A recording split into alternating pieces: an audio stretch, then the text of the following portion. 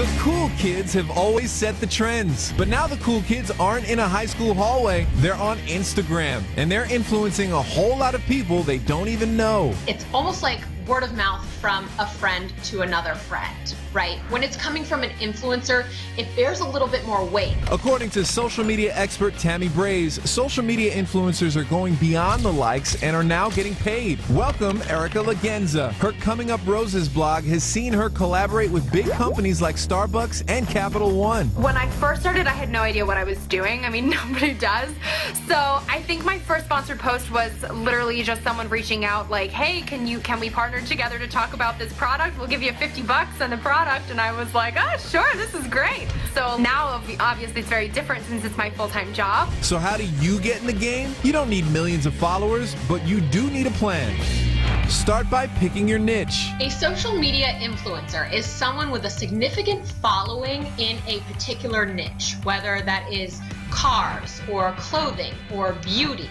And their followers look to the influencer for advice on what to buy, what products to use, where to travel, and how to live their lives. Keep it focused by starting a separate account and keep your cat to your personal Instagram. If you're sharing pictures of your breakfast cereal and of your cat, those things are totally unrelated to your niche and they're going to throw people off.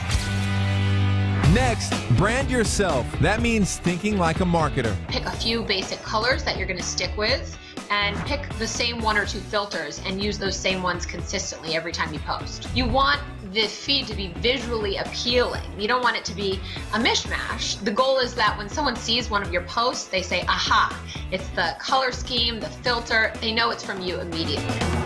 Finally, you can't expect companies to come to you, so take the initiative and contact brands. I pitch brands myself, and I figure that's kind of the best way to have a really ideal collaboration that is the best possible fit for my blog. So I'll pitch brands often myself, and I'll work on building relationships myself so that I can really cater the content to what the Coming Up Roses audience will really like the best. But even when the money comes rolling in, remember to sound like a friend, not an infomercial in your posts. Give it some meat that people would trust and that people would take action on.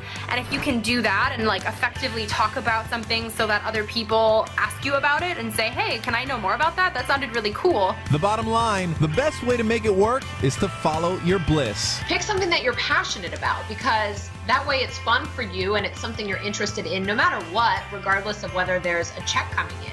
People can tell when that authentic love for what you're talking about is there behind the post. That's what people cling to. Influencing your social media is at the top of the list.